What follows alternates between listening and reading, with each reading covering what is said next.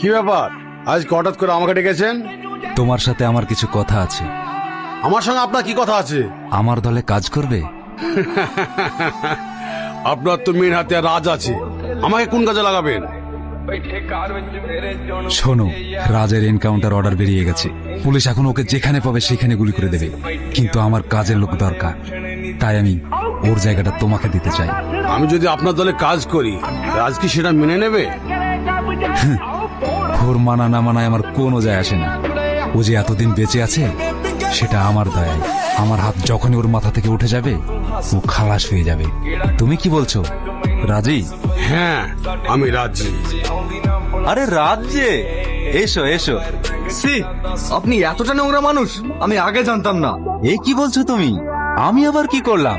আমি আপনাকে বাবার মতো ভেবেছিলাম, আর শেষ পর্যন্ত আপনি আমাকে পেছন থেকে ছুরি মারছেন।